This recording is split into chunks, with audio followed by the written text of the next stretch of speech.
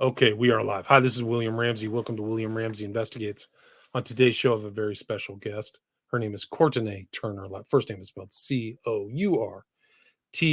and it's Turner. And she is the proprietor of the Courtenay Turner podcast. It's in the top 1.5% podcast in the world. And I was on her show back in late December. We talked about the whole Balenciaga scandal, but then we kind of touched bases on social media. I know she's done a lot of research into the subject, which is in the title of this talk, which is the Tavistock Institute of Human Relations. I didn't know how much she did, so I was just kind of scrolling through her catalog, and I saw she's been on a lot of shows talking about this subject, which is overlap with some of my research. So we were supposed to go live last week, but I just had a conflict. I really wasn't ready, but in that time, I've kind of covered the two main books that I know of.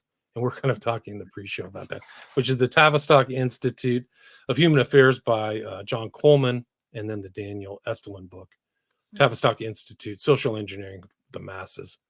And one was, I think, there she is. She's holding them up right there. So the first one, I think, was by Coleman, which was put out in 2005. And then the Estulin book, I think it was like 2011, but there was maybe a second edition or something like that in 2015. But she has, her website is her full name. So I'll put links to all this in the show notes. She's on Twitter, Truth Social, Instagram, Telegram. And she also has articles at truthmatters.biz. And I will put links to her link tree as well. But this is an interesting subject. It overlaps with some of my early research about this whole kind of mind control and just like writ large, even recently in this whole COVID event and the mass social engineering is really remarkable. But it goes all the way back. It goes back very far, probably to the late 19th century, early 20th century. But she can talk more about that. So Courtenay Turner, welcome to the show. Thank you so much for having me. Excellent. So for people who may not have heard your name or what you're up to or your research, maybe you could do a little bit of background, talk about you have very detailed research episodes. So I recommend people check those out. But maybe you can talk about your episodes and what led you to Tavistock and your research into the subject. Sure. So I kind of woke up in 2020. I was pretty late to the party. I always make the joke that, it took me forever to find this train station. Then I found the high-speed rail, and I've been scrambling to try and catch up with everyone here. But I did wake up in 2020. That was kind of my first foray because I was living out in Santa Monica, California, and the mandates were pretty egregious and very tyrannical. And for those who are not familiar with my story, I have kind of an unusual set of birth circumstances. I'm blind in one eye. I had a cataract when I was first born. I'm hearing impaired bilaterally. I actually learned how to speak by reading lips. I didn't get hearing aids, so I was almost 6 years old. I had heart surgery when I was 1 year old. I had stunted growth, fine graphic motor impairment. I was missing a bunch of teeth, and they basically told my parents the best they could hope for me was to find a nice institution for me to spend my life. Fortunately, they were wrong, and I am here. But my parents did sue for my birth. I was actually called a wrongful birth, and I share all this because this is relevant to kind of how I got into this work. I was out in California in Santa Monica, and everybody was wearing a mask, and I didn't realize how much I depended on nonverbal cues for clarity of speech until all the coping mechanisms I spent my entire life developing were then stripped from me by a face diaper, essentially. And so I found myself just incredibly isolated, depressed, really just very frustrated. And I started doing, of course, I got fired from the both jobs that I was at. All of my speaking events got canceled. I was just really feeling pretty down, and it was not a great time, but I started researching. I found myself with lots of time, and so I started really diving down rabbit holes. And as I was doing that, I started posting on social media so I could communicate with people, and I found myself in the midst of lots of arguments, and I really didn't think what I was posting was all that contentious. It was actually really kind of strange to me, but I've now learned that you can post an orange on social media and people will argue with you that it's not an orange. So there's that. But I encountered a lot of people who started telling me that I should, start a podcast. And I was so unfamiliar with this whole world. I really didn't even know what podcasts were. It's not like I had ever listened to podcasts. In fact, I tell the joke, it sounds funny now, but people were telling me when they heard my birth story, oh, you need to be on Rogan. And I was like, what's a Rogan? Why do I need to be on it? And I now, for the record, know who Joe Rogan is. I've listened to a lot of his shows, and I understand why they were saying that. However, at the time I really didn't, but I started listening to podcasts and I found it was, a way to keep me company because I wasn't able to see people and have communication the way that I had previously. So it was kind of a way to keep me company when I went on long hikes and runs and whatnot. And the idea of starting my own just terrified me. But then it dawned on me that it would be a way to have naked face conversations and that might save my life. So I committed to 6 months of just engaging in discourse with people and recording it. And I told them I might not air it, but I found it so fulfilling and I really enjoyed it. And the guests seemed to really enjoy it. So I aired my first one in January of 2021. And we kept going. And I would say that Tavistock, it was I believe it was actually in 2020, but I had a friend who messaged me for some reason, all these like very pressing things. My friends want to message me at midnight to tell me it's urgent and I need to. They asked me if I'd ever heard of Dr. John Coleman, and I said no. And so he sent me a video. It was like a 45-minute speech that he did on the Committee of 300. I think it's the only speech I can really found. Since then, I've actually found interviews he did on InfoWars with Alex Jones. I found some audio clips. So I have found a little bit more since then. But at the time, this is, I believe, still on YouTube, surprisingly enough, but this video.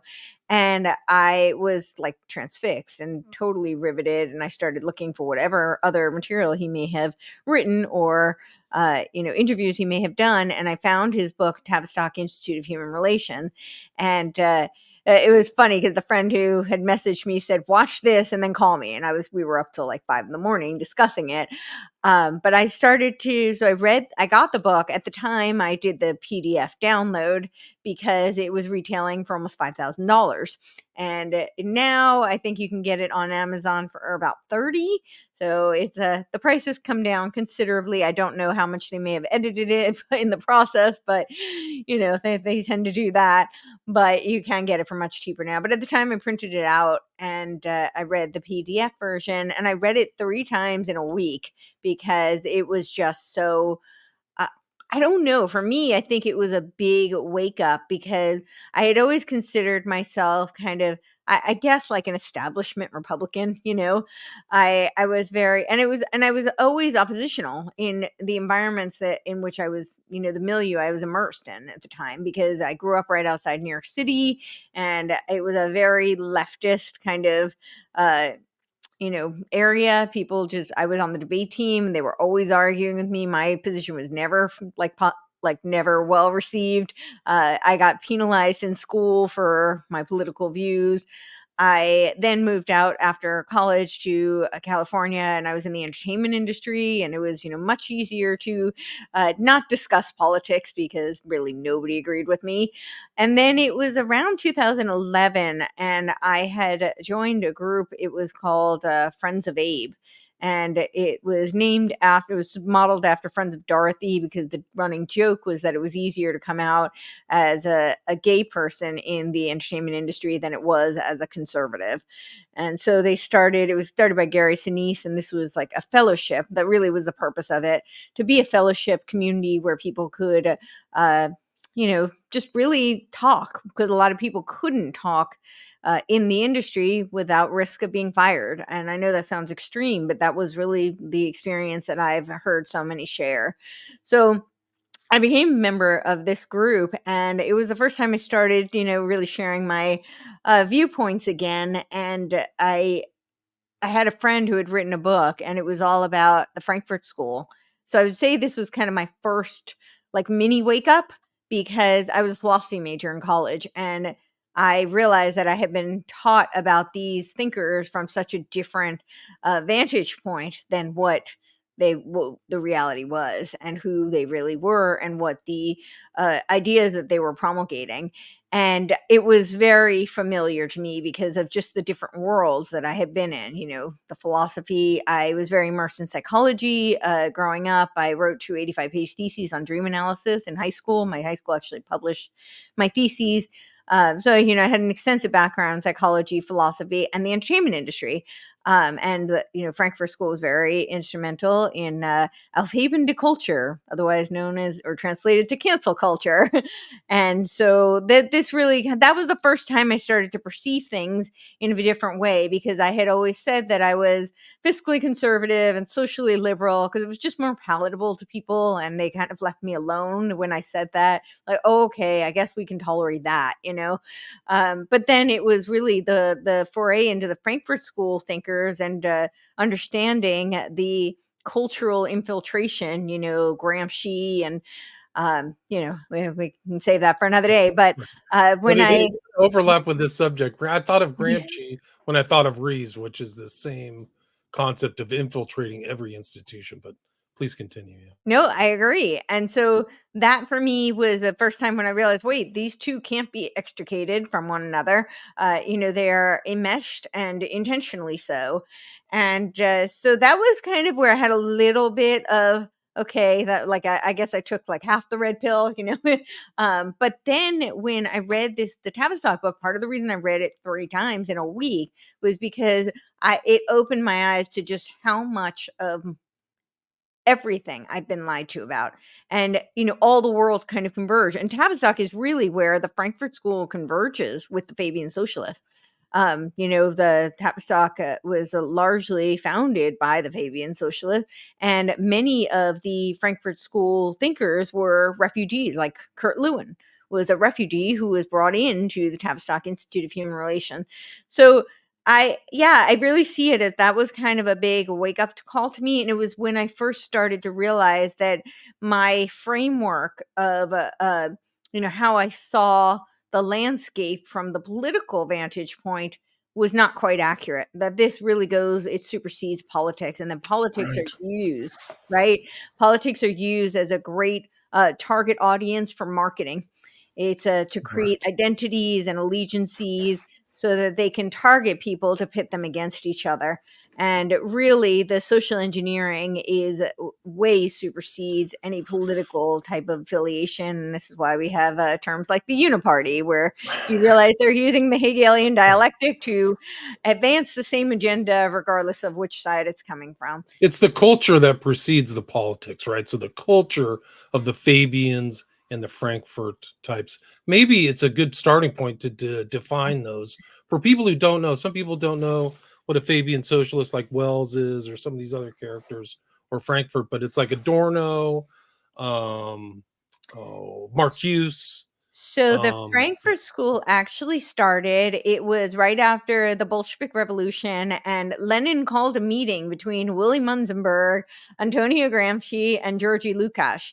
And he was very concerned. He said he didn't understand why it was that, the revolution didn't spread throughout the West. Karl Marx promised that it would, and that wasn't happening, and he didn't understand why. And so he called this meeting, and you can read about this in Antonio Gramsci's grandson's memoirs. It's the only place I found it, and people have argued with me that this isn't true, but you can find it in his memoirs. I'm pretty sure his grandson had the goods on this. But so they had this meeting, and it was Gramsci there, which makes a lot of sense, who said the problem is that you're looking at this as an economic problem, and you're aiming at an economic revolution, but this has to be done through the culture.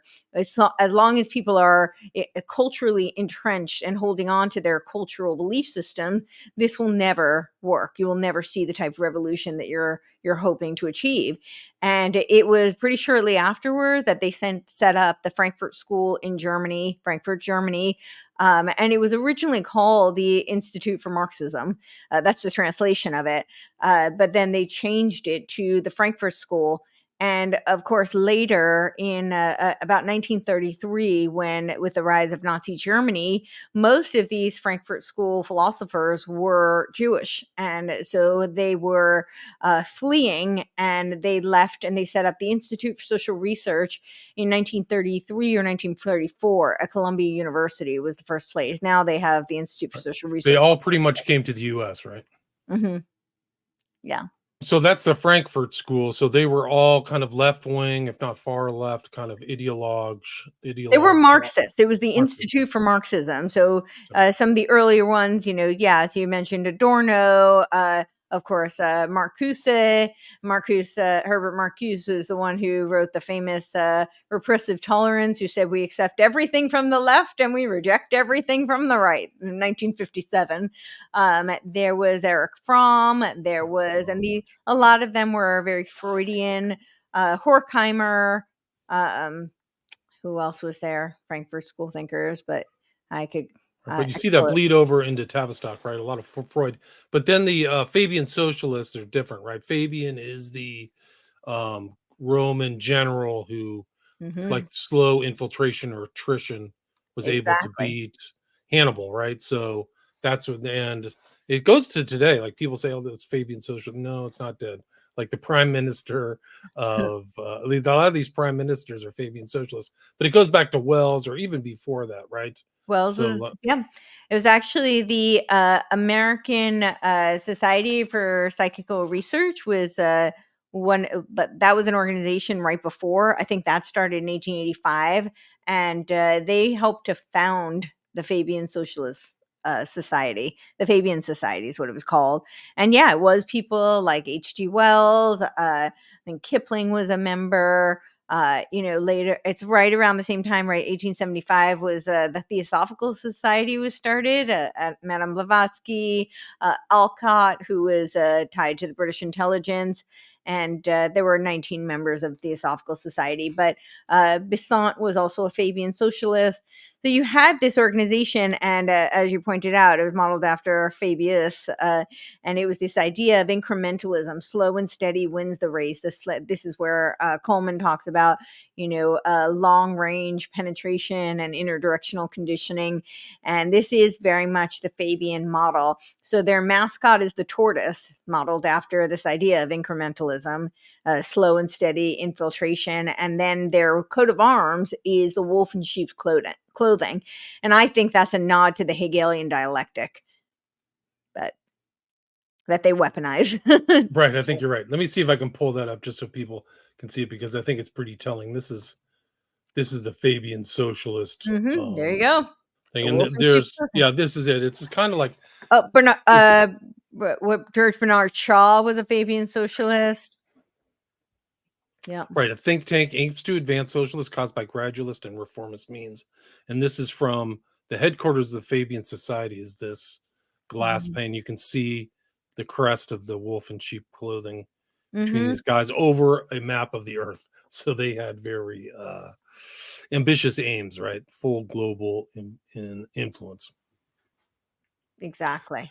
Yeah. So these are the guys who influenced Tavistock, right? But it wasn't always Tavistock. It was called, what was it, Wellington House or something like that before it was? Yes. So it was actually called the British Propaganda Bureau. So when I talk about Tavistock, I go even further back. I start with Wilhelm Wundt. Wilhelm Wundt was he was the first psychologist, the first person to call himself a psychologist. He was known as the father of psychology, although in America they attribute that to William James. But William James was actually a student of Wilhelm Wundt through the Leipzig connection. And there's a great little book. It's a tiny book by Paolo Leone. It's called The Leipzig Connection, and it's actually a class also, but I don't know why class isn't listed on this, but the two of them wrote this book, and that was very instrumental in the research of Anthony Sutton, particularly in this book, The American Secret Establishment, and also our friend here, Charlotte Iserbyt, her work. Right. The Deliberate Dumbing Down of America. Right. And you had John Kleitchek on your show too. I've talked to him as well. Yes, I love John Kleitchek. He is awesome. Stuff. I just had him on again. I'll air that probably next week. Nice. He was at our Cause Fest too, because Oh, nice. I did an event. It's called Creative Artists Uniting for the Sovereignty of Everyone, in attempt to combat some of this cultural social engineering and offer some alternative culture that's not completely degenerate. So Right. Or demoralizing or whatever. I mean, yeah, it's really incredible. I mean, that was another theme of Coleman's book too, was this whole degeneracy, like enforced degeneracy. It's really incredible. I Or, know. you know. Yeah, it really is. It's so So cool. William Wundt. I'm not William Wundt. I vaguely remember that name. So in Germany, I assume, right? What's his importance to So Tavistock? yes, he's in Germany. He was in Leipzig University. He became one of the like what he became the chair of, let me see, what I just want to get the year right. It was 1875. He became the chair of philosophy. But he was really one of the first experimental psychologists, and he was a Hegelian, so that's very worth noting. For people who are not familiar with Hegel, Hegel believed that the state was God, and that we could not achieve any kind of power, like we can't achieve any kind of freedom as individuals without complete subservience to the state. And of course, people are familiar with the Hegelian dialectic, right? I had mentioned the Aufheben die Kultur that the Frankfurt School codified, and that was, I think, really drawing from Hegel's Hegelian dialectic, where he said it's the abstract, negative, and concrete, and the negative in German, the term is Aufheben, and it's a very oxymoronic term that means to lift up and preserve while simultaneously canceling and tearing down. And I think that is very relevant for these people, because they were Hegelians and they did create these these dialectical poles. So Wilhelm Wundt was not only instrumental in creating the field of psychology, which of course is what Tavistock is, all about, and he was also very instrumental in the influence over the field of education. And I don't know how many PhD students. I think it was 86 PhD students. He was the first to give PhDs, and he ended up with 186 students, PhD dissertation students.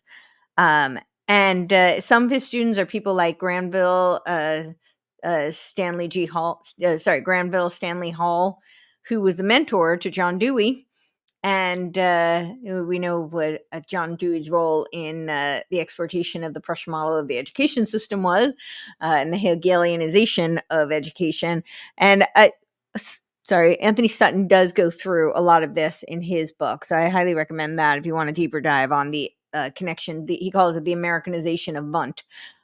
Thesis, antithesis, synthesis. That was actually Fichte's analysis of Kant's dialectic. And Hegel rejected both Kant and Plato's notion of the dialectic because he felt like it was too passive, too abstract, and intellectual. He wanted something that would be a scientific, and I use the term scientific, not scientific, but really a methodology that would advance the historicity of man. He really revered, like, what he called world historical figures, people like Napoleon, who changed the course of history. And he was looking for a method that would be able to advance the historicity of man. So I just wanted to point out that I start out with Wundt because he also taught Pavlov. Pavlov was part of the Leipzig connection, and people like Pavlov, created this idea that human beings could be lab rats. And when you look through the history of Tavistock, that's what they did. I think this is part of, what is so really egregious about their work, is that it was, really taking human beings to not only assess like human behavior, but also to figure out how they could change and modify, mold, shape, and socially engineer human behavior. But they did it through all of these kind of lab rat testing modalities. So, and he was also the teacher to, as I mentioned, William James and Cattell. Cattell was really instrumental in bringing that whole look-see method of reading. So this is where we did away with phonics, and it was Gallaudet used it for the deaf community, and for the deaf community, it was a wonderful thing because they can't, you know, uh, they don't have the same capabilities to sound out phonics. So having that whole picture method was very useful and valuable for them. But for most people, it erodes their ability to uh, engage in kind of in critical thought processes that help them to figure out reading. And this is part of the demise of reading comprehension, I think, in our education system. So Cattell was one of the people who did that. And this is also worth noting, just because I think, the secret society connections, I think, are worth pointing out and, recognizing. So his grandfather, Wilhelm Wundt's grandfather, was Kirchenrat, I never say it right, Kirchenrat Karl Casimir Wundt, and he was known as Raphael in the Illuminati. So, Wow. So he's the offspring, grandson of Illuminists. mhm. Wow. Not surprised. They're Yeah, like retreading, like in Europe, not as much here, but in Europe, they're really finding out that the Illuminati was an important aspect of the Enlightenment. That here it's kind of like put into a conspiracy box or something like well, that. it But like depends. credible.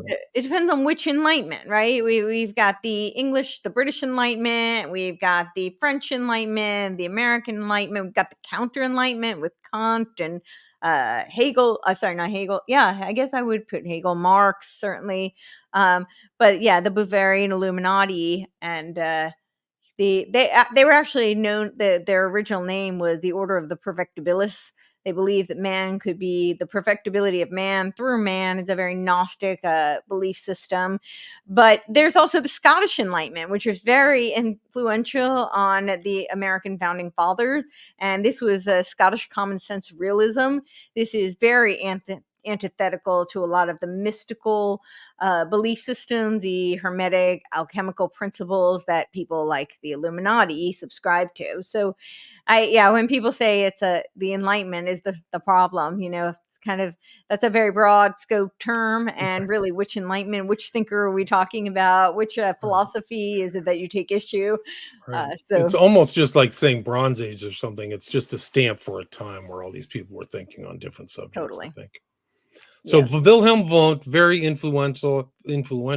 They say that he was, like, according to the historians of psychology, this is Wikipedia, so take it with a grain of Hmm. salt, but he was ranked first in the most all-time eminence, above William James and Sigmund Freud. Hmm. Yep.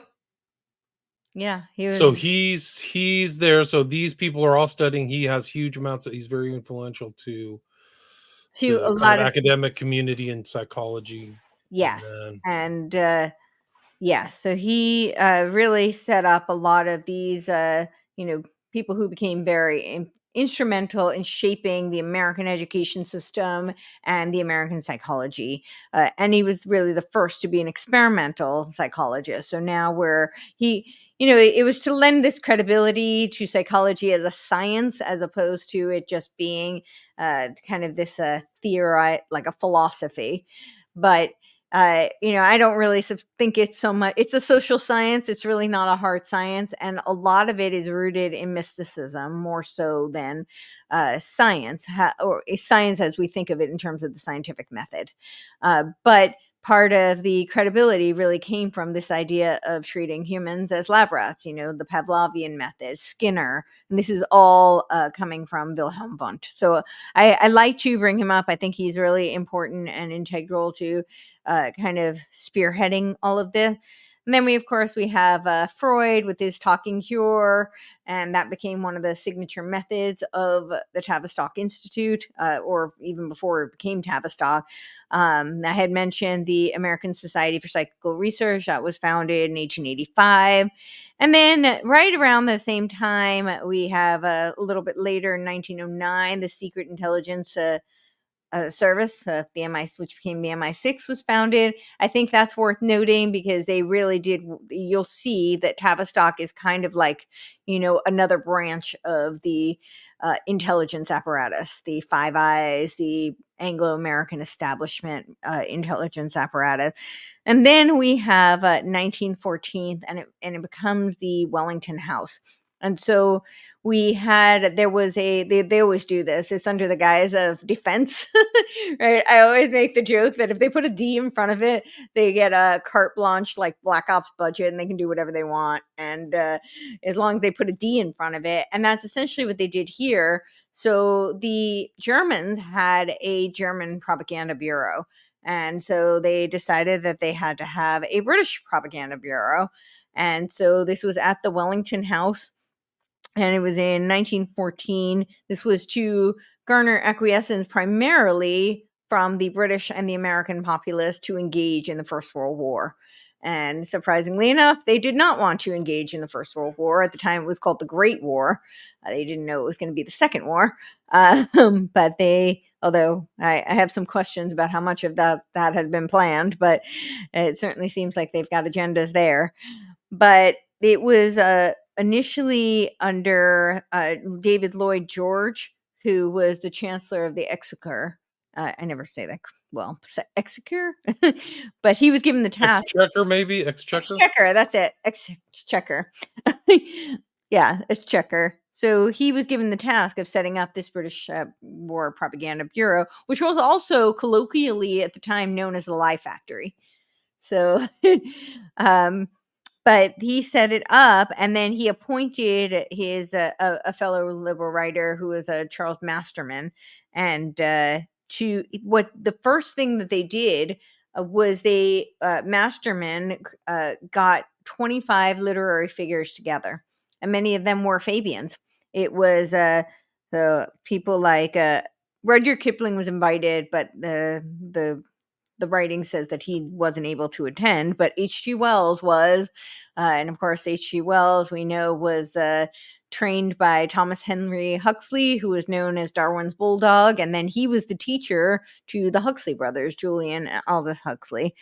And then there was Chesterton, Masefield, Bennett, Arthur Doyle, William Archer, Hall Caine, Thomas Hardy, Gilbert Parker, Trevelyan, Henry Newbolt, and John Galsworthy were some of the names.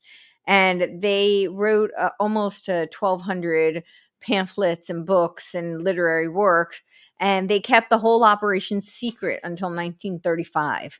And this was all like pro-war propaganda. That was one of the first things that they did.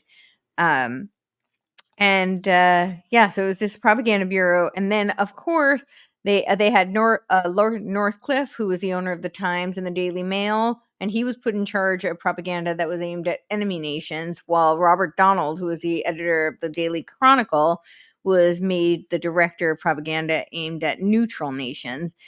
And then of course, in 1919, Edward Bernays becomes a Tavistock director. And Edward Bernays is the double nephew of Sigmund Freud, and his nephew is the founder of today's modern propaganda machine, also known as Netflix. It's incredible. It's really not even believable.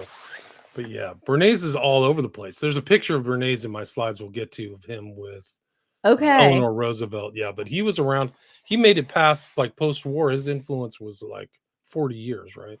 Yeah, he wrote the signature book on propaganda. He's known as kind of the father of PR. I do think William Munzenberg deserves some credit for that one, though. He had a huge PR operation in Germany. So Edward Bernays in 1919 becomes a director, and it was they were tasked with setting up this Creel Commission.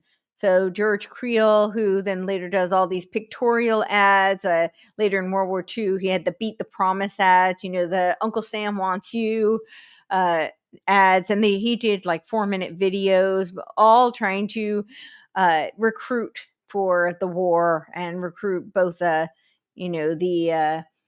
support as well as engagement. And they also oversaw. So Wilson ran on the campaign that he would not get us into World War I. He was one of the first presidents to use the term New World Order. Of course, we heard this again with Bush and a couple of others, but he was one of the first ones to talk about the New World Order. And he had run on the campaign that he wouldn't get us into the war because it wasn't popular. And then it was the Creel Commission with Walter Lippmann, who was an American journalist, and Edward Bernays, who created the propaganda and oversaw his campaign to then switch. And they also created the propaganda for things like the Tariff Act, the Federal Reserve Act in 1913, and to convince the Americans that this was a great idea and that somehow this was going to be good for the future of America, which, of course, as we are seeing today, is not necessarily true. It's a disaster. It's a catastrophe. The Federal Reserve is a catastrophe. I think Massey, Representative Massey, just put in a bill He to end did. the Federal Reserve. Yeah, so it's He still an did. issue. And what's interesting is that Bernays and Lippmann worked with Samuel Untermeyer, who was a well-known lawyer in New York, and Untermeyer Park is where all the Sons of Sam stuff happened. Like, it was a nexus point for all kinds of ritual stuff, but it's totally occulted. That whole park, if you understand the occult, you see the sphinxes and the pillars and the reflecting pool. I mean, it's all there. Like, it's really high end. He did a good job. He was like a millionaire. He was a real scoundrel. I think he worked for Standard Oil too. I think he did. I think that's right. Yeah. Yeah, he was definitely a scoundrel. I haven't seen it, that park in New York. Oh no, yeah, we could go through it. It's a different show, but that's a whole nother show. Is the occult layout. The Sphinx is in Masonry is to know, to will, to dare, and to remain silent. So that's what it represents. Wait, say that again. I'm sorry. To know, to will, to dare, and to maintain silence or keep quiet. Wow. So that's what it represents. Yeah, that's from Eliphas Levi actually kind of wrote that in one of his books, I think. Key to the Mysteries. Okay. So when you see that in anywhere, so if you see that at a House of the Temple or anywhere, the Sphinx, usually it's not just the Sphinx itself, but it's its philosophical / esoteric representation. But it's there in the Untermeyer Park. It's really something else. Interesting. Yeah, maybe we'll have to do a show on that one. Yeah.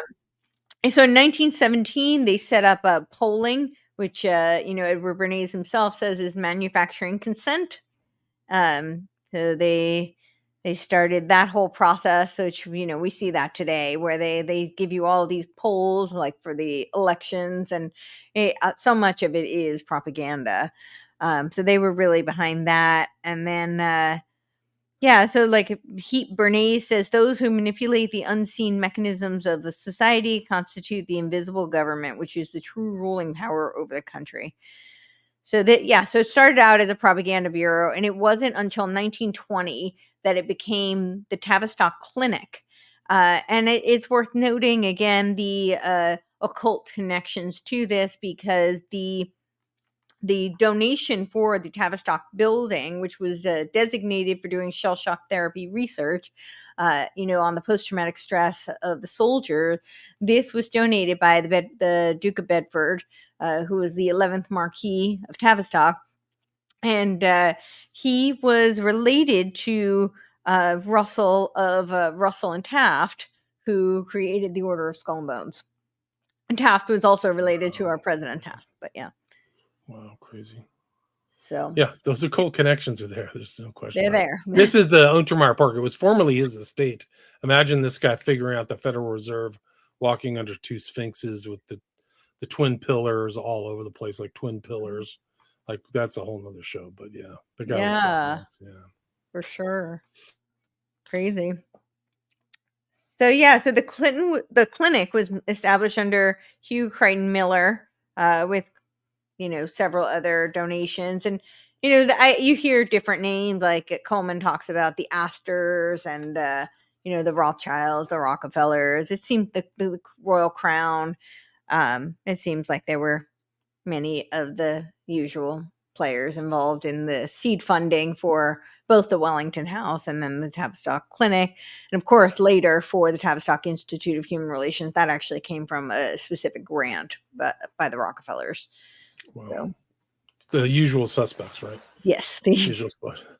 So, I mean, it's all there. It just goes back to these same characters putting together this stuff.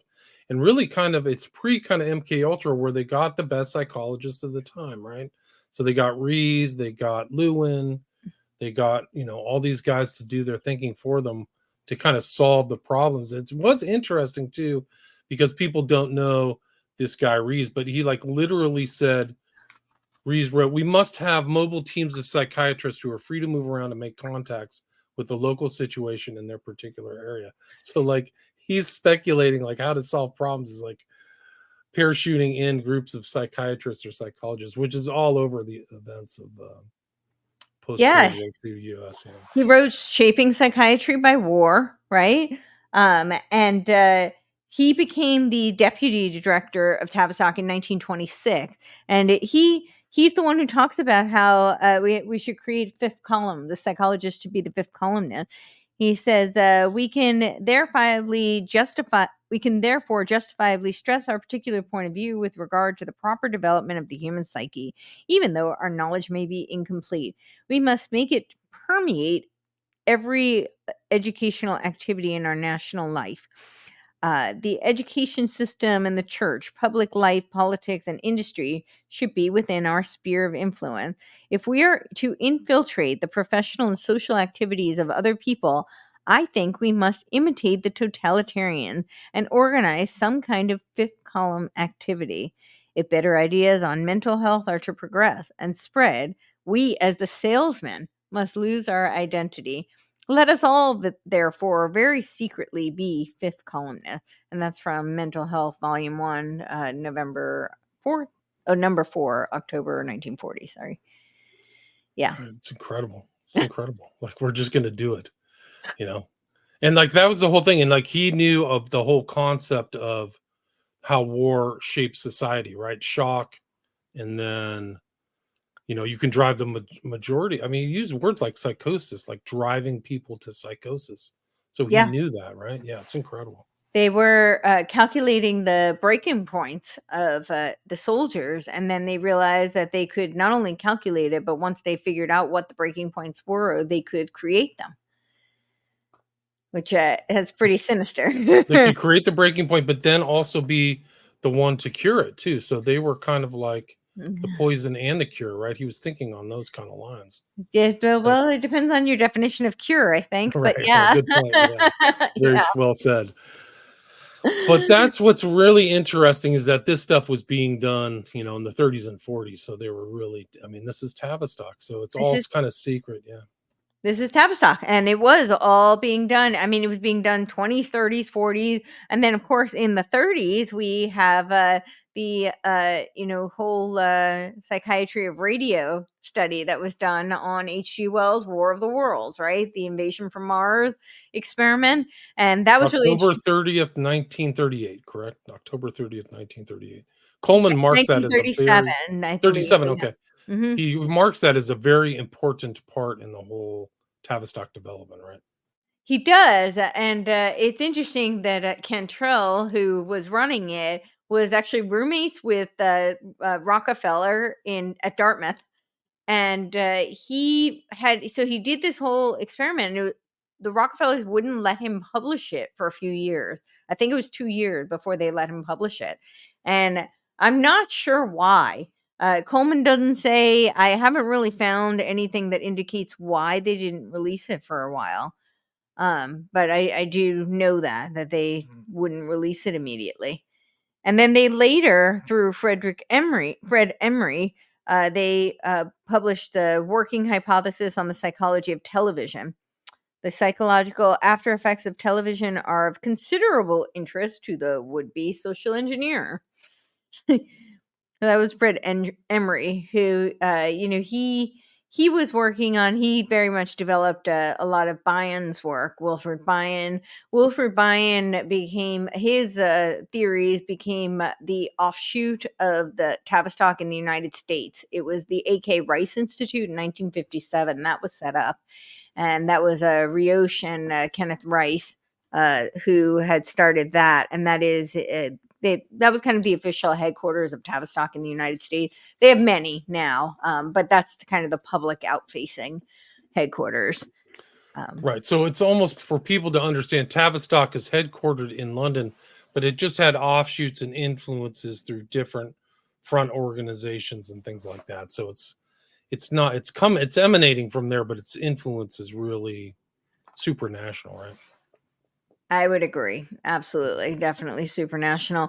And they have offshoots all over that, these little spin-offs that like one of them is Ditchley is, and a lot of the try headquarters would be like Ditchley has an arm in London, in Canada, and the United States. I can find very little information on them. They're very, their website just looks very kind of sterile. It's not unlike Tavistock's websites, where they're pretty transparent these days. They're like just coming out telling you exactly what they're doing.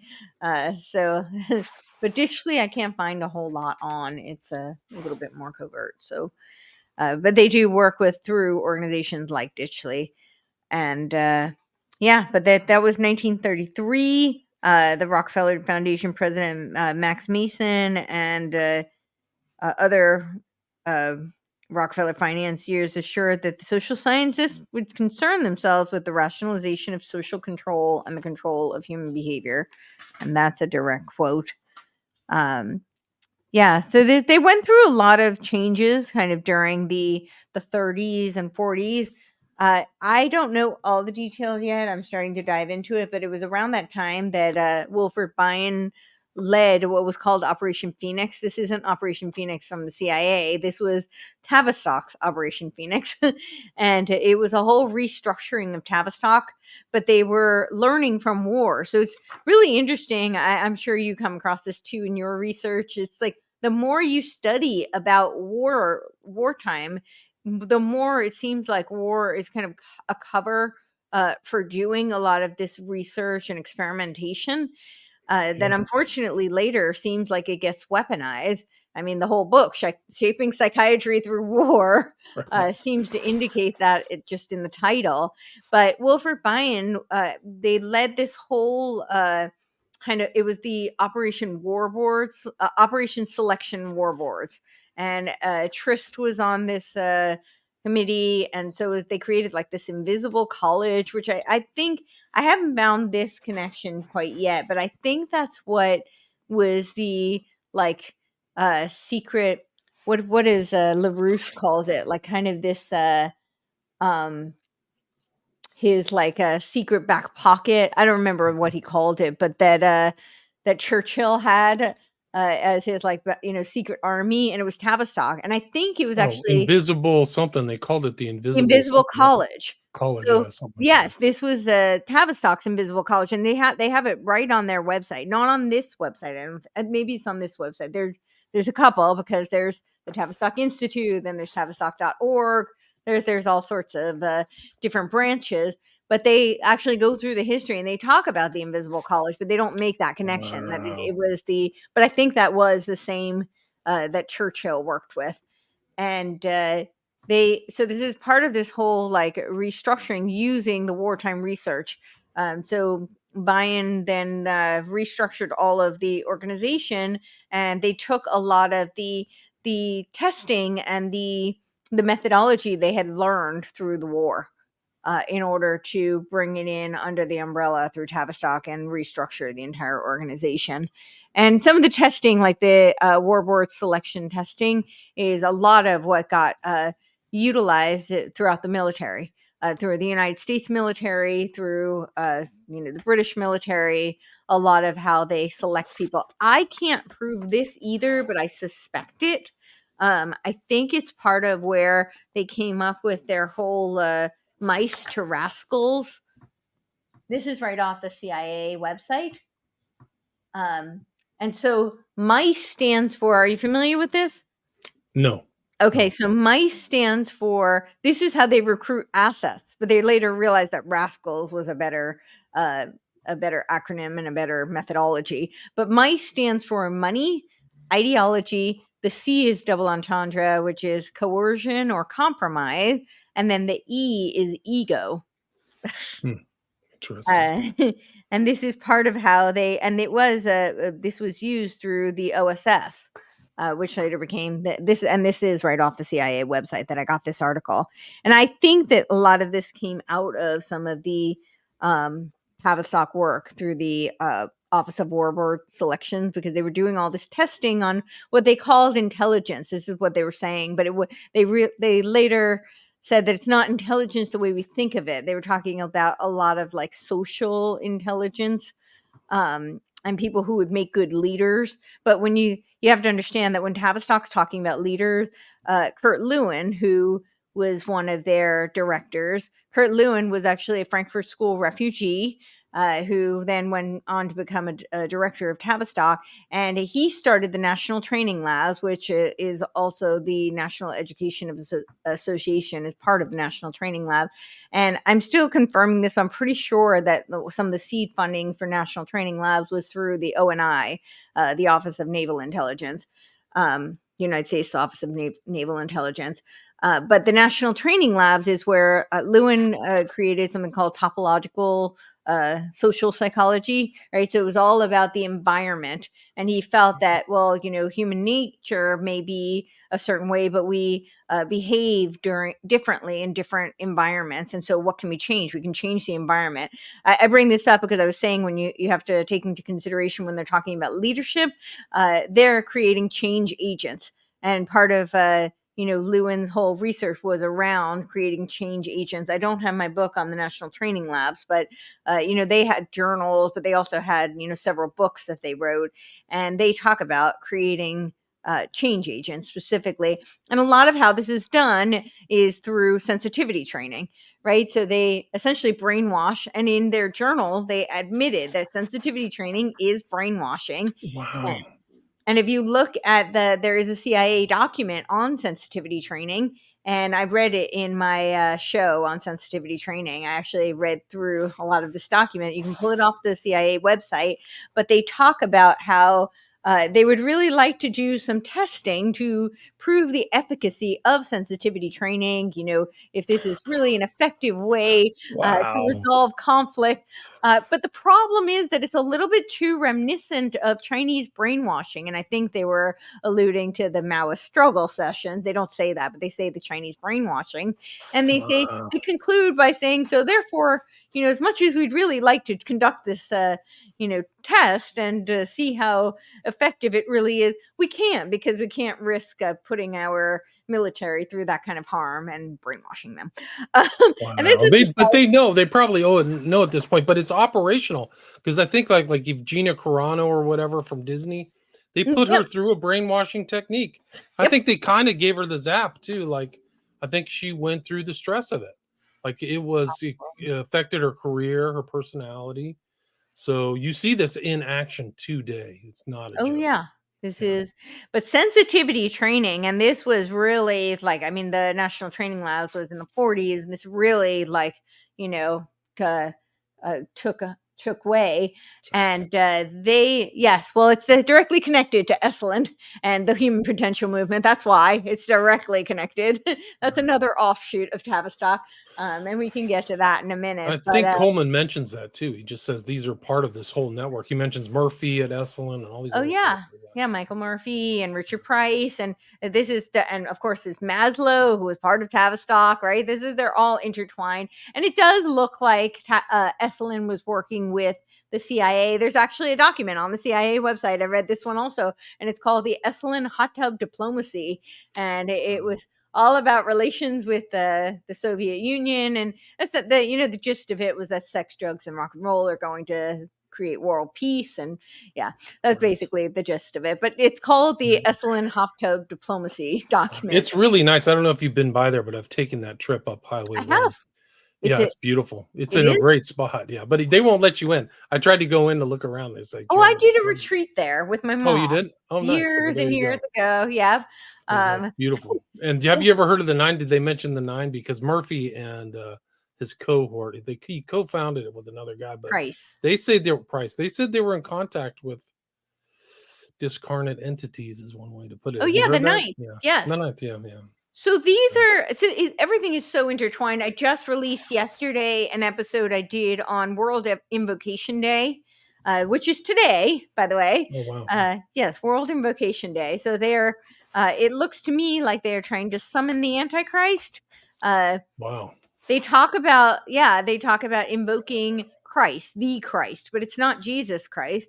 Christ is just another ascended master like Buddha, Right. Krishna, and they think of him as a world teacher, and they're trying to summon him. And this started the first time that Christ could invoke this prayer was 1945, and it was because of the war. They were decimated by the war, and people were so devastated, and so it was an opportunity for the for this prayer for people to hear it. And Eleanor Roosevelt read the prayer, let the plan of love, light, and power restore the Wow. plan on earth. And when you read the prayer, there's a line about sealing the door of evil. They don't say on which side they're sealing that door. And a little Good point. questionable in my opinion, but it is a very creepy, in my opinion, prayer, and it's very deceptive because they use words that sound. Who doesn't want love and And light, light. Right. power? And they use words like Christ and Christ consciousness, which comes straight out of Madame Blavatsky, Rudolf Steiner. It's theosophical. They don't mean Jesus Christ. And they're trying to invoke it. And, theosophy means divine wisdom. They believe that through theurgy, which is the divine work, that they can become gods, essentially. And it is all connected. I mean, Tavistock is, they were inspired by Spangler's book, talking about the Right. decline of the West, right? And Right. they believed that so they kind of created their own ending. They're going to create the solution, and the solution is it's this new world order. And of course, Lucius Trust, which is invoking, World Invocation Day, was created by Alice Bailey. Alice Bailey is a disciple of Madame Blavatsky, and she talks about how her experience, and interestingly enough, they Blavatsky, Bailey, Annie Besant, they were all Masons, which typically women aren't Masons, but they were co-Freemasons.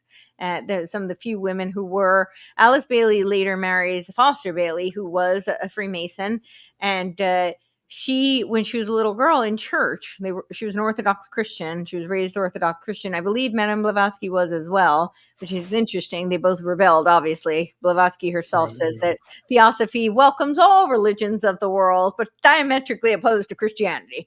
Right. Right. You're right. We Right. welcome We're the all. ones we have to eliminate. That's what Barbara Marx Hubbard said. That Christians are the Yes, problem. So that's exactly right. And Barbara yeah. Marx Hubbard is one of Yeah. these new thought leaders, and Yes. talking about how we can co-create with God, because they believe that Sure. they are gods. And but Alice Bailey had a ascended master who came to her when she was in church and told her she could accomplish so much in the world if she just wasn't confined by the constraints of this very rigid cultural religious belief system. And he told her, Joel Kuhl, who helped her write 24 works, Right. he told her that her life's mission and her life's purpose was going to be to execute the mission of the Masons, which was to create a one world religion.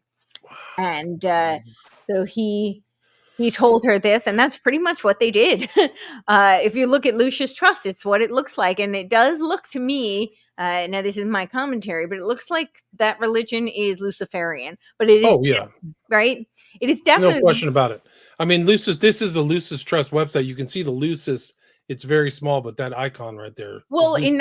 1922, when she created it, it was Lucifer Publishing. Right. And she changed it in 1923 to Lucius Trust, but it was Lucifer Publishing. So, I did a show on the externalization of the hierarchy. A really where she remarkable outlines the book. 9-step plan for the New World Order. Yeah, it's all there. But It's on the Lucius Trust website. Courtenay, it's basically Nazism. It's really overlaps with Nazism so close that it's really shocking. They mention Untermenschen, they mention Aryans, they Hmm. mention Well, yeah, the Descarnitine. Aryan, the whole concept of the Aryan race comes from theosophy. Yeah, This no, it's is the root incredible. races, yeah. Yeah, yeah. So the And the root whole idea race, of anti-Semitism, right? Blavatsky talks about how the Jews were a lesser race because they were more animalistic. So this whole concept, it was very influential on Hitler. This whole yeah, yeah. theosophical premise was influenced Hitler. Yeah, He supposedly had one of her books, Blavatsky's book. I don't know if it was Isis Unveiled or one of them unveiled. was I don't one of have those, it. but yeah, it was Yeah, by he his did. desk. Yeah. She got busted for a lot of plagiarism, but she was total Luciferian. She always mentions Prometheus as this ideal, Yep. and yeah, she was something else. She also was really fat and ate a lot of hash, apparently. So Yes. her real maiden, she was actually ethnically German.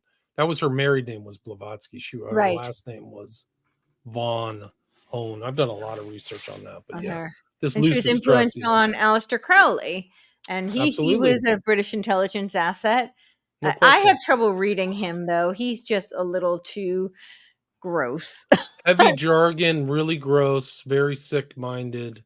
But he thought that she was so important. I think one of her books was called "The Voice in the Silence." That he integrated that into the OTO. So Yeah, which was very odd for him because usually he was such an egotist, he could right. never really like mention anybody else or write it himself or do something or rip somebody off. But so yeah, I think he owed a certain debt to her. There's no To question her. about it. Yeah, Well, yeah. So ideological debt, I should say. yes, I agree. I agree. I think that's true. And yeah, Wow, Invocation Day. So I guess this is the first time since the Gemini full moon since 1952. So this yes. also shows these guys astrotheology too. I think that's an important because maybe the Christian world or the whatever the atheist world, whatever they don't think about on astrological terms, but these guys do. It's not atheistic. They're it's pantheistic. The New Thought Pantheistic, leaders say it's panentheistic. So they say it's a little panentheism. different. That's right. Well, yeah, because it's God within each of us. It's Gnostic. It's Gnosticism. And I say little g Gnosticism because I think that there is the very specific capital G Gnostics who were the heretics that, in the early days of Christianity. But it's still a very similar premise. It's this idea that God is malevolent and he trapped man because he withheld knowledge from them. And Right. so it's really the snake, the serpent, Lucifer, who is the one that illuminates man through gnosis, and that it is through the gnosis that they have the possibility of becoming gods. And this is through this whole, so theosophy I think falls under that umbrella of little g Gnosticism, which I incorporate, theosophy, hermeticism, alchemy, all of these are under that umbrella of the little g Gnosticism. And there's nuanced differences where they believe that uh, the ability, the godlike powers originate, but it's all still this idea that they can become God. And this is also this whole theosophical religion is really where we get the planetary politics that world that Robert Mueller talks about, and the Gaia religion, because they believe that Mother Earth is God, and that we can become one with Mother Earth. They don't believe that there's a divine creator who created the earth and that we have dominion over the earth. They don't believe that. They believe that the earth is God and we can become one with the Wow. earth God. So yeah. No, it's really So crazy. I mean, it goes back to all biblical stuff, right? Because the Bible basically said, "You shall be as gods," right? That's yes. Crowley's kind of view, and Yes. and all of the occultists, Leary and all these other guys, it's the tree of the fruit of knowledge, and then they stop right there. So it's Yes. really knowledge what's kept. That's very Gnostic. So it's It's like, very oh, nice. they kept us from Gnostic, just so. And both Robert Ann Wilson and Leary have very strong Esalen ties too. It's a whole other Yeah. show. So I know some people have pointed out the Aquarian conspiracy. Marilyn Ferguson was the name of Willis Harmon's assistant or secretary, one or the other. And Willis Harman wrote Changing Images of Man. They conducted this study in the 60s, and this was Tavistock. So Tavistock kind of has tentacles everywhere. But it was a lot of the Tavistock psychologists who were working on this Changing Images of Man study, which was all about ushering in the age of Aquaria. Now, if you look on the UN website, you can actually find the Aquarian age community website. It's an off link, one of these links, and it's through the UN website. So they're connected. This is all interconnected. And they did this document. They conducted the study in the 60s. They published the first edition of it, I think, in 1974, and it wasn't until 1982 where they actually published the final edited edition of Changing Images of Man. I did not buy the book, but I do have the printed version here. Nice. And they really was all about, they were talking about how we have to usher in this post-industrial era. And does this sound familiar to what we're experiencing now? This book was designed to popularize the ideas that were in the Changing Images of Man. And then right around the same time, it was he called himself Bill Harmon in this document, and it's again Stanford Research Institute and Bill Harmon who were working on. They compiled Politics 3, which was Maslow, who was part of the Esalen Institute, right? This is his document called Politics 3, and it was all about holistic politics and advancing Eupsychian values. And this is something that Esalen talks a lot about. And that's having or achieving a superior mind or soul. They believe in what Barbara Marx Hubbard's foundation that was funded by the Rockefeller, this conscious evolution, right? She has the Foundation for Conscious Evolution. She has this lovely little chart. She talks about the wheel of co-creation. And Wow. so essentially we become one with God, we co-create. And then this lovely one on the bottom, which is, you can find it at the Center for Integral Wisdom, which is another one of her organizations. And you see that lovely spiral, which goes through our crisis is our birth. Wow. And that's right out of Tavistock. It's All the right out of crisis Tavistock, right? yeah. Kurt Lewin's whole thing on, Kurt Lewin and Emery. Emery talks about segmentation and the what was it called, turbulence theory, and Lewin talks about freeze, unfreeze, refreeze, and this is that whole idea of this spiral evolution and trauma-based mind control, of course. But this evolutionary theory, Bruce Lipton, who's another evolutionary leader, he talks about how we started out as a amoeba, and part of what gives the amoeba is the intelligence is the membrane, and then of course you evolve. The next stage of evolution is this it's the multicellular organism, and they're more intelligent because they have a more surface area of membrane, so it's more room to collect the information. And then humans are so intelligent because we're a complex multicellular organism, and then we have the possibility, and all of these people talk about this, and this is in you see the roots of this in the Changing Images of Man, which is one of the Tavistock documents. And they talk about how we can evolve, and Maslow talks about this too. We can evolve as one. And this next stage of evolution, we have the choice. Barbara Marx Hubbard says we can choose the next stage of evolution, or we can go extinct. And the next stage is where we can be the superorganism of humanity. And what does Lipton say that the membrane of humanity is? Of course, it's the internet. It's the global brain.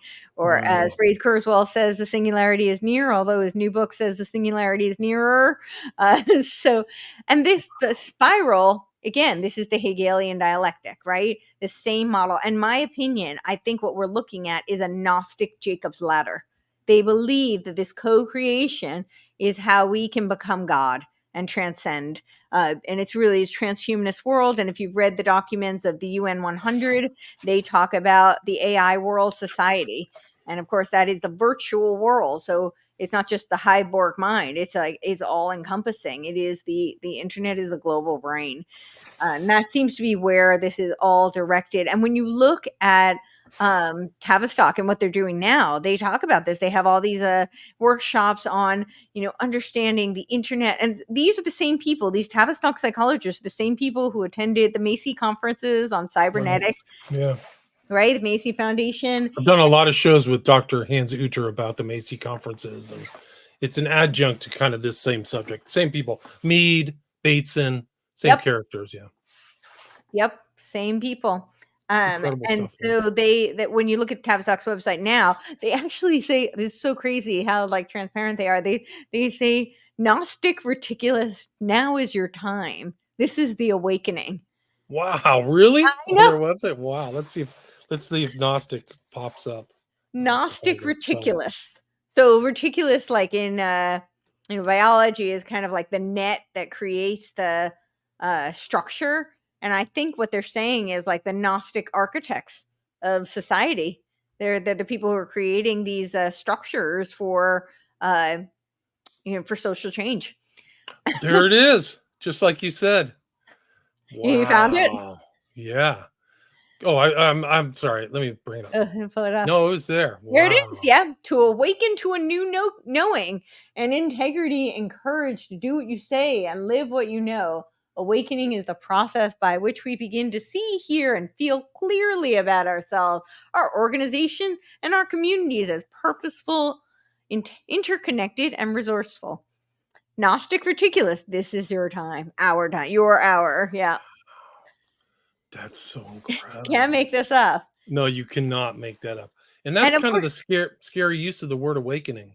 Like some I people, know. they attribute it to like American Great Awakenings Christian, but it's also a similar word, very kind of Luciferian, where one word means two different things in two Oh, different environments. polysemny. That's what they're masters of. Polysemny. I don't even And know what this that is is. like Yeah. this multiple use of the same word. Oh, interesting. Yeah, and that's how language gets weaponized, right? Is through this. It's through polysemic Right. use I of just language. would have that. I just posted something on my social media about the word democracy. Like the Yep, two, they're using the exactly. same word, and two people are like two different things, man.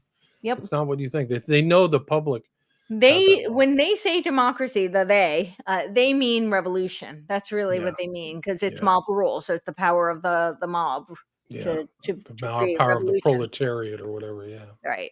To create the revolution. Wow. They really just telling the truth on their website They today, are. guys. Yeah. I This is not know. like 1930s or something. They Wow. they talk about the Leicester. I mean Leicester. How do you pronounce it? I'm I think terrible. it's Leicester. They drop Leic all the or letters and say Leicester? Leicester. Okay. Yeah. Their workshop is coming up in September, There's right Leicester around the conference. same time that the UN is doing their global digital compact, which is at the Summit for the Future. They're doing that in New York in September. So the Leicester conference is around the same time. That's been going on since the 50s, but this is where they create change agents. And they pretty much say it when you look at what they talk about the Leicester conference, and they say what will happen. It's a 2 week 2 week event, and they pretty much say they're going to do sensitivity training. And what was sensitivity training? It was brainwash that went under many different names, like T groups. They said were sensitivity training for normals, which was essentially sensitivity training for normies, where they could put it into corporations, right? The Right. Tavistock and National Training Labs are who created the field of organizational industrial psychology. Kurt Lewin was one of the founders of social psychology. And what was the whole purpose of that? In my opinion, it kind of, hindsight's 2020, but looking back, what it looks like is they want to create a dissolution of all nation states, right? Right. They want, what is happening with corporations? Corporations is a way that you could achieve supranational power because they're international companies. And we saw this really take hold during COVID, right? During COVID, you may have had your local county, even your local state. They may have had their own rules and mandates, but what happened when you entered a big box international corporation? You were beholden to them regardless. You had to follow their mandates and Right. their Right. rules regardless. And that is what creating corporate culture is all about. And what do they Yeah, do you with become a human resource. You really become a resource. human You lost resources? your individual. You become de-individuated. And It's that comes really a straight, psychological process. I've been in corporations, man. It's unbelievable. You and that become like an comes NPC or whatever. Yep, and that comes straight out of Tavistock. So this is Wow. operational research. And this, Wow, it's so incredible. this was really hard. This was J.R. Lawrence who wrote this book, but it was edited by him. It's a compilation of like Trist is in here. All the Tavistock psychologists are in this book. Oh, to see if you can see it. Yeah, Yeah, well, let's do it again. Let me put it up here yeah. so people can see it. Operational Operational research. research and the social Kurt Lewin, yeah, sciences. edited by J.R. Lawrence. Yeah, that's how it's Um, edited. But I mean, one of the Trist interesting is in it. things, one of Walt, the yeah. yeah, go ahead, please go Oh, ahead. sorry. I was just going to read some of the name, but it's all the Tavistock psychologists, and this It's the was same found group. in a like a Xerox garbage at IBM, and then Wow. yeah. Wow. So like Tavistock had its own retinue of psychologists, and then MK Ultra or whatever they call it at any given time Well, they're has its own. Like it's scary. Yeah. they're interconnected. I mean, right? You've got like Bateson Jolly West. They all worked with Esalen and the Tavistock psychologist.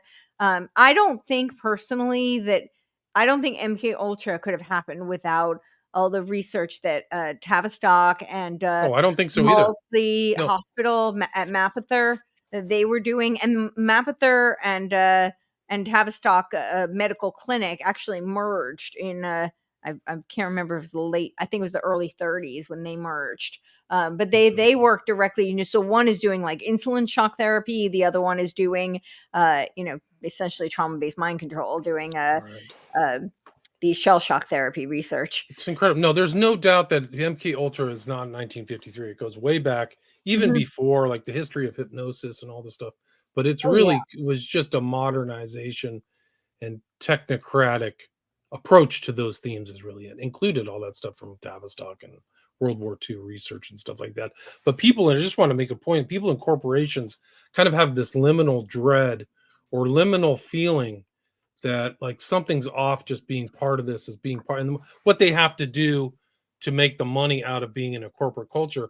They don't see this background stuff of Tavistock that there's like a kind of a sinister de-individuation that's taking place. Maybe if you're the CEO, not so much the case, but if you're just a rank and file member, Yeah, you've been socially psychologized or whatever you want to call it, and yeah. these are kind of the antidotes to that, right? Yeah, I mean they do all this sensitivity training throughout Yeah, corporations, and it is to socially engineer the culture, right? So that right. you fall in lockstep with their agenda. And I do think the whole purpose of that is to create these supranational entities that are going to pave the way for the AI world society. When you read the documents of the AI World Society, so they're doing it in conjunction with Boston Global Forum. Michael Dukakis, the former governor of Massachusetts, wrote this book. It's called Remaking the World: An Age of Global Enlightenment. I do think that that's a nod to the Theosophical society. Enlightenment. I think the illuminated one is kind of what they're saying. But when you read this book, they talk about how in the AI World Society, human governments are going to be supplanted by AI governments. And I think that that's really, so they're kind of conditioning us with dissolving the nation states and dissolving national borders and sovereignty through the corporations. And then the next step from there is to create kind of these like power blocks. And then we will see the, AI kind of take over, and then they can consolidate it all into one, the AI World Society. The AI World Society is very scary to me. They talk about Yeah. Ukraine being the central hub of the AI World Society. They did a whole symposium on rebuilding Ukraine. It sounds a little like tear down so you can build back better. There, they said it was decimated by the war, so we need to keep sending like support and funding over to Ukraine so it can be the centralized hub of this AI World Society, which will be connected to all of these C40 15-minute cities, smart cities all around the world. And essentially it's a virtual world, and they've already done some beta testing with it at the island of Tuvalu. They convinced them, using the Gaia religion, they convinced them that it was going to go underwater because of climate change, and they shipped everybody out to Australia and told them they can never see their homes, their loved ones, their with unless it was in the virtual world. Wow, that's incredible. That's Yeah. incredible. So they shipped them out. Yes. So That's they're creating amazing. it One of is. the interesting things that is a theme within Estelin's book is the idea of modification without realization. So that's the whole thing of like looking into the subject, like you've looked into Tavistock, is how much of your personality and your culture and your environment has been manipulated without your realization. You may liminally get a sense like something's off, but these Mhm. type of inquiries solidify in the mind like these guys are intentionally manipulating. They're creating stress in your environment to put stressors on you to manipulate you and then have the appropriate outcome. That's what's really Well, yeah, that was terrifying. what Yeah. John Rawlings Rees said, was that we could create these controlled environments, and then that would impact it would be a way of this is the exact quote. He said, psychologically controlled environments. This is the Tavistock method in order to make people give up their firmly held beliefs under peer pressure. And this is John Yeah. Rawling Rees, who was one of the first directors, Yeah. one of the early directors of Tavistock. Right there, he is right there. One Yep. of the funny things when we were talking, this is Alat Aram, right? So Oh yeah. she She's she she's leads the making. Leicester conference. Yeah, that's what I said. Good, you made that point. I just made that connection. She's making the sign of the secret knowledge, right? She's pointing at her head. That's what they always. This is a secret, just like the sign of silence. And then there she is, Islet Aram at the Thessalonica, Greece conference, just like you said. Oh Mhm. no, I think it's a different one. Where is it? I think that was it. Did it already happen, or is it happening? No, No, it's it coming is. up. I think it's Yeah, there it is. September It's this right here. 2024. Yep. Yes, 2 to September 6, 2 to 6. Right, and look at how they're talking about climate change. It's a Oh, this is self-imposed a different atrocity. conference. This is a Okay, different but I'm conference. The right. Leicester conference is also in September. I don't know Okay, what. this is the one I'm highlighting right here. I think this is the Okay. one you're talking about, right? It's No, 2 to I'm talking 6 about the Leicester conference, but Okay, that's in let's go back. September also. But this is another one. Okay. Okay, let's go back. Anyway, it's Yeah, interesting to see these it people is. in action. Like Tavistock is still alive and active. It's not an anachronism. It's People still think legit. that because of the lawsuits that shut down the gender clinic, that it's disappeared. But people don't understand that this is a very intricate web, and the transgender clinic was like a small part of Tavistock. It was originally, I think, Chargers College. Chargers Hospital. I think that's what it originally was called, and that in 2017 they merged to become the Tavistock gender clinic. But that did get shut down. I think that in no way does that mean Tavistock is going anywhere. As you can see from their website, they're alive and well, and Right. they're really working right now. I think it's on creating change agents to lead us into transhumanism. I think that's really what it looks like when you go through their website. Wow, it's incredible. And they have these awakening organizations, so the work is coming. Like they're still working on this stuff. It's incredible. Century of the Self. The We century are, itself, right? yeah, I really think Tavistock was largely instrumental in breeding, the dark triad personalities, and the whole field of psychology. I think, I have to just qualify when I say this because, I don't want to say that everybody who goes into the field is a dark, sinister, or cluster B personality. I think there's some wonderful people who have done good work and who really want to help other people. So I just want to qualify by saying that. But I do think the field of psychology, when you look at the inception, it was created by these psychopaths who want to socially engineer and control the masses. And I think that they were very involved in. I have a book on it, actually, like the cult of the self, and the whole wow. field, I think, really bred dark triad personalities and really exacerbated narcissism. And when you look at the MK Ultra studies, they talked about how they could figure out ways to exacerbate dark triad personality. So that's Machiavellianism, narcissism, and borderline and psychopathy. I would put in there. I really see that they've weaponized and exacerbated borderline personality disorder as well. And I think that that's through Bowlby's work. Bowlby he worked with Bion. He was a Tavistock psychologist. He did a lot of work during the 30s on child development, but he was known for his attachment theories. And we know that one of the things they discovered is that there's a correlation between RAD, which is reactionary attachment disorder, and then borderline personality disorder later. Developing from that. And we know that reactionary attachment disorder largely stems from anxious, ambivalent childhood rearing practices. So, this is where they say that, like child of schizophrenics fare better than alcoholics. And Hmm. it comes out of this theory, largely because people who, alcoholics may sometimes be there and then sometimes not. Sometimes they're very warm, and fuzzy, and then sometimes, it depends on the person, right? But that creates the anxious, ambivalent attachment because they don't know whether or not their primary caretaker is going to be there for them. Whereas with the schizophrenic, and that's just an example. That's how the saying goes. But the idea of having a primary caretaker that the child knows they can't depend on is actually they fare better because they know that they won't depend on them. Whereas if Right. They have they to make can't, it. they're Yeah. they're constantly in this limbo state.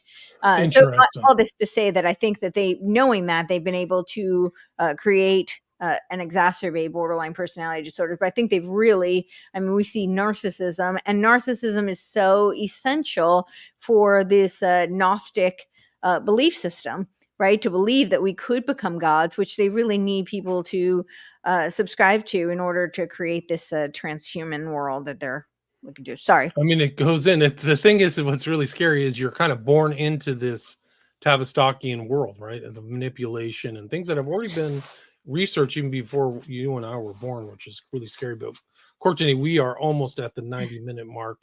I mean, is there anything you'd like to add or kind of finalize or summarize? And then maybe you can tell the audience where to find your work, your podcast, what you've been up to, and what's on the future. Sure. If I've been invited to be a part of the Inspire Global Leadership Summit. That I would be flying out to Geneva next week. And this is to come up with parallel systems where we can exit the WHO. As you know, the WHO is part of the UN, which is, of course, connected to Tavistock and all of these, people who are trying to essentially erode our freedom of consciousness. That's really what this is all about when you look at the AI World Society, and certainly erode our medical freedom. We saw that over the past few years. And so they're doing kind of I guess you'd call it kind of like a think tank to bring people together from all over the world to come up to strategize ways that we can retain personal sovereignty, retain national sovereignty, and medical freedom. And I'm honored to be invited. And the second day is a rally, which is protesting the WHO pandemic agreements, which they changed it to agreements because the treaty needs to be ratified, so they changed the name. The sleight of hand is very clever. But anyway, all this to say that in my website and on my X, I have links to the Give, Send, Go campaign. If anybody, I mean, the smallest amount helps tremendously. Is such an expensive, just the flight alone is so expensive. But I have committed, so I do want to go and do whatever I can to be a voice to help hopefully change the trajectory, because this looks bleak. So I wanted to just plug that, and I have it on my website. So for people who don't know, what's your website's address? It's CourtenayTurner.com, and I spell my name a little differently. It is Courtenay, but it's spelled like Courtenay, so that's CourtenayTurner.com. And for people who prefer Venmo, I'm accepting that as well. So that is at Courtenay, again, Courtenay, COURTENAY -Turner, TURNER. And my website has all of that. I have a little ad for the Stop the WHO on there. So cool. So people can check that out. And then your podcast, like you're doing you are on 2 shows today, or 1 or 2 or something. So today was 2.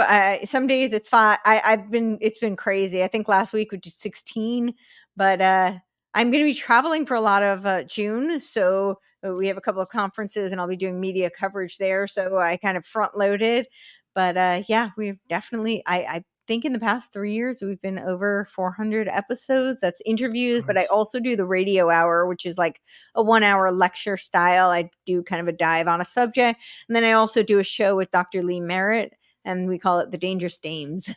Nice. So you've got a lot of things going on. And then the best place to contact you is your website or X or Twitter. What's the best place?